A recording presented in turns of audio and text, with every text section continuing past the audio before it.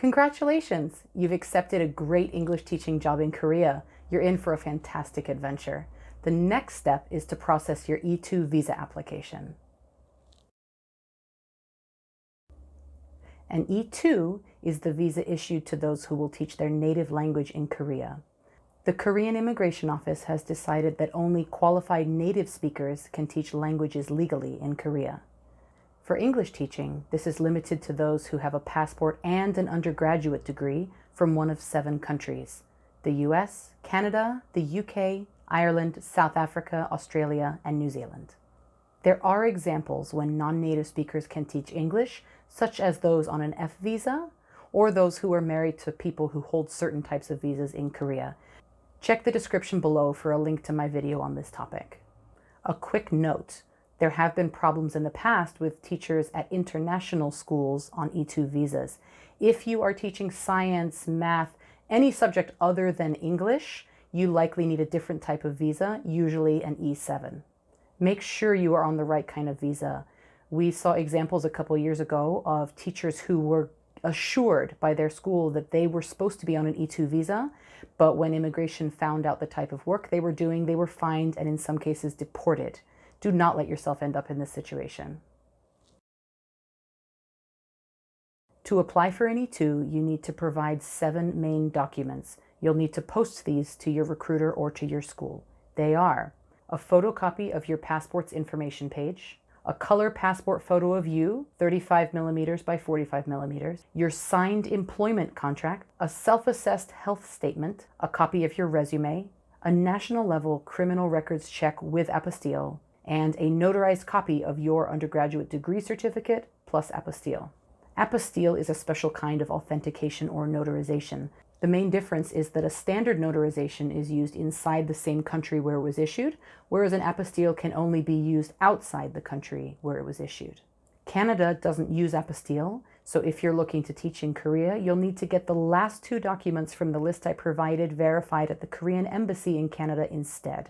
Also, if you're almost ready to graduate or you're a recent grad, don't worry, there is an alternate option of documents to submit. Check the description for a link to my video on that subject. In addition to the 7 documents that you have to post to your school, you'll need to fill out an application form. Sometimes your school might ask you to fill it out electronically and email it back to them, and other schools might like you to fill it out by hand and include it with your physical documents.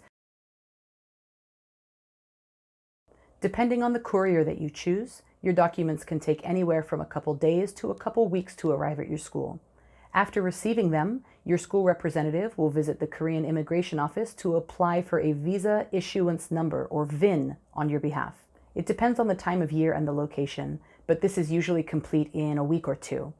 Then the school will send you your VIN information. It starts with the letters PSBO, and then there's some numbers after. Then you'll be ready to submit your passport to the Korean Embassy in your location to have your actual visa added in.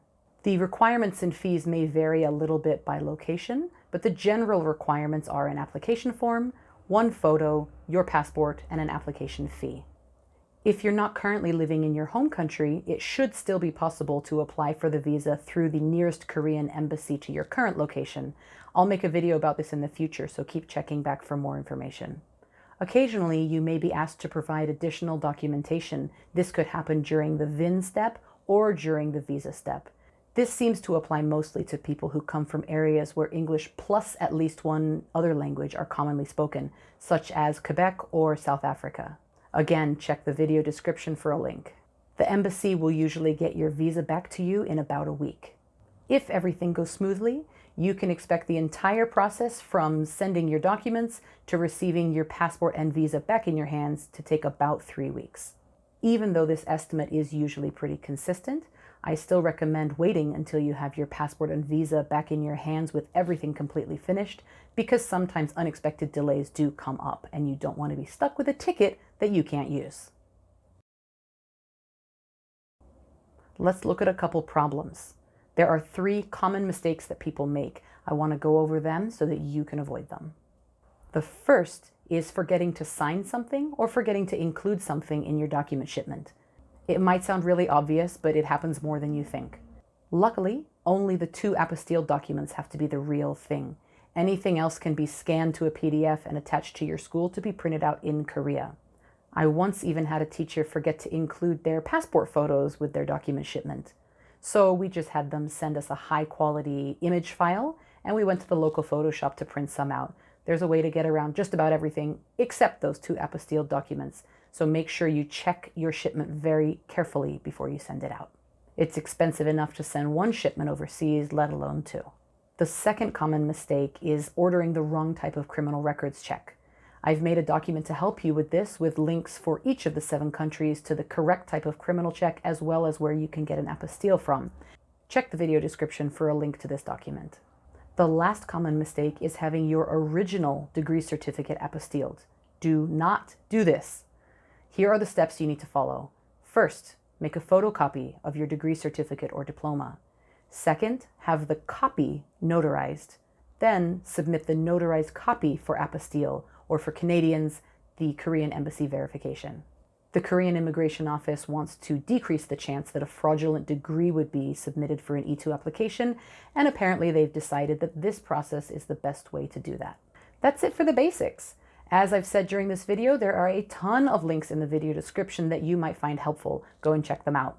If there's anything you want to discuss or you have a suggestion for a future video, leave me a comment below. And as always, if you need more personalized assistance, send an email to koreae2helper@gmail.com.